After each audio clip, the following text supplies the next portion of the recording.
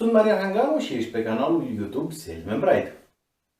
Dacă ai răbdare să urmărești acest film până la sfârșit, am să-ți dezvălui care este piața pe care o ignoră aproape toți fabricanții de software din România și cât de mare este. Vând ceea ce numim Enterprise Software de 20 de ani.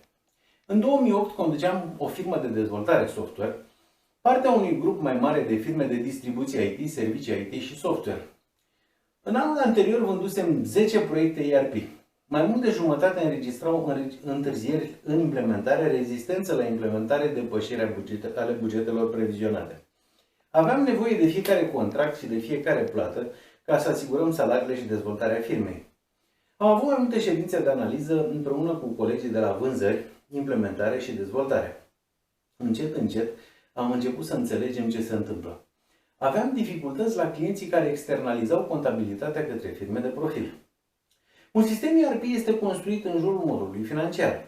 Că se numește contabilitate financiar sau general ledger, este modulul de bază. Toate resursele unei companii, bani, materii prime, produse, active fixe, se transformă în bani și se gestionează de acest modul. Este de neconceput implementarea unui ERP fără modulul financiar. O firmă de contabilitate are zeci sau sute de clienți. În general folosesc Saga Software sau WinMentor. Este ceea ce știu oamenilor și încă foarte bine. Să-i pui să folosească altceva înseamnă că trebuie să învețe noul sistem, să și-l instaleze pe computer. Este nepractic și lipsit de sens pentru ei să învețe soluții software de câte ori un client cumpără un ERP. Contabilii se opuneau noi implementări. Nu introduceau date în aplicație, nu o foloseau sau ridicau excepții, făceau tichete pentru probleme imaginare și așa mai departe.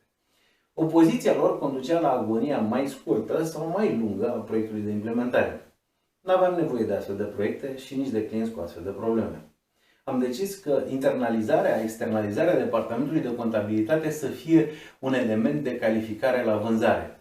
Nu mai vindeam companiilor care nu aveau departament de contabilitate intern sau nu doreau să-și creeze unul. A fost o decizie bună. Am luat-o și am mers mai departe.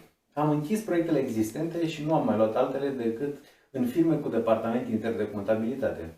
Când am luat această decizie, am lăsat în urmă 9 din 10 companii din România și nu m-am mai gândit la ele. A fost ca și când nu existau.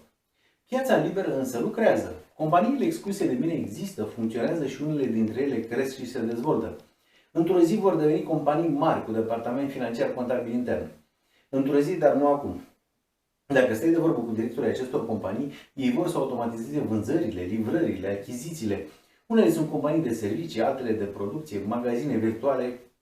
Acești oameni au nevoi tipice de ERP, chiar dacă un ERP nu li se potrivește. Cât de mare este această piață? Majoritatea companiilor cu cifră de afaceri de până la 10 milioane de lei au contabilitate externalizată către firme de profil.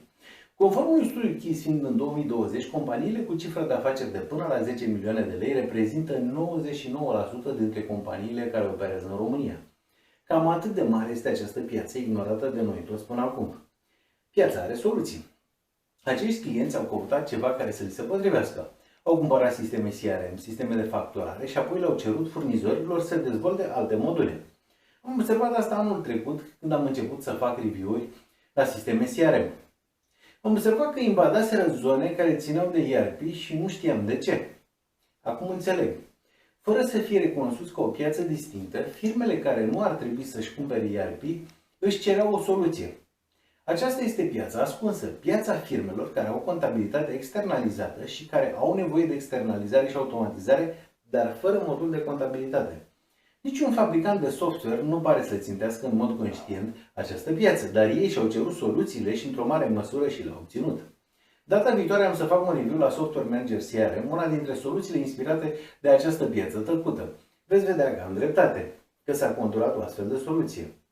Acum știți ce aveți de făcut. Like dacă v-a plăcut, dislike dacă nu v-a plăcut, abonați-vă ca să vedeți episodul următor în câteva zile. La revedere!